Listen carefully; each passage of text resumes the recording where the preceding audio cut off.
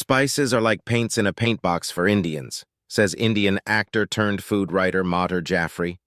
We get different shades from the same spice by doing something to the spice. The endangered puffin, one of Britain's most iconic seabirds, is embroiled in a dispute over the UK's post-Brexit freedoms. A recent UK ban on fishing in the North Sea for the bird's preferred food, the sand eel, has sparked controversy. The European Union is insisting that the ban be lifted, arguing that it violates the terms of the UK's post-Brexit separation agreement.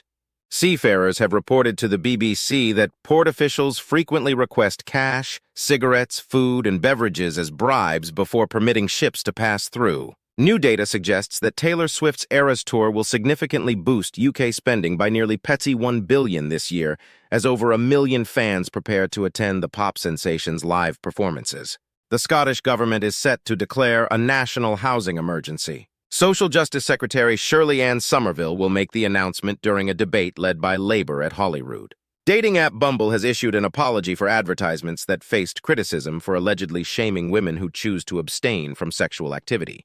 The marketing campaign featured messages like, "A vow of celibacy is not the answer," and "Thou shalt not give up on dating and become a nun." U.S. President Joe Biden is increasing tariffs on Chinese-made electric cars, solar panels, steel, and other goods. The White House stated that these measures, including a 100% border tax on electric cars from China, are in response to unfair policies and aim to safeguard U.S. jobs. UK mining giant Anglo American has revealed its intention to dismantle the business following the rejection of a $34 billion bid from rival BHP. The company has announced plans to sell or demerge significant portions of the firm, including its De Beers diamond operation and its platinum division. The chief executive of Tesco has experienced a significant increase in his pay package, more than doubling to $10 million due to a substantial share award. Ken Murphy, who assumed the role of chief executive of the UK's largest supermarket group in October 2020, received $4.7 million in salary and bonuses for the year ending February. OpenAI has introduced the newest version of its AI chatbot ChatGPT, named GPT-4o. This update will be available to all users of ChatGPT, including non-subscribers. Herman Hulst and Hideaki Nishino have been appointed as the joint CEOs of Sony's gaming division PlayStation, following the retirement of Jim Ryan.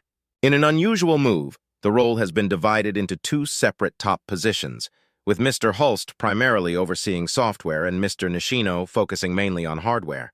A senior post office executive has apologized for describing sub-postmasters who are seeking to challenge their criminal convictions as self-indulgent malcontents. Taxpayers are experiencing significantly longer wait times for HM Revenue and Customs HMRC helplines, as indicated by a recent report. According to the findings of the spending watchdog, customers waited on average nearly 23 minutes to connect with an advisor during the first 11 months of the 2023-24 fiscal year, a notable increase from just 5 minutes recorded 5 years prior. Former Post Office Communications Director Mark Davies has acknowledged that emails he sent denying issues with the Horizon IT system now appear ludicrous in hindsight. Scottish Water has initiated an investigation into reports of possible dumping of chemical waste by tankers in Aberdeenshire.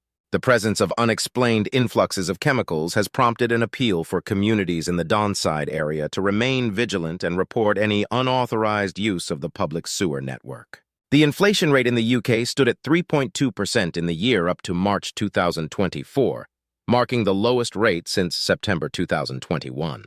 Despite this decrease, the rate remains above the Bank of England's target of 2%. As a result, the Bank of England opted not to reduce interest rates in May. Interest rates are a tool used to manage inflation levels,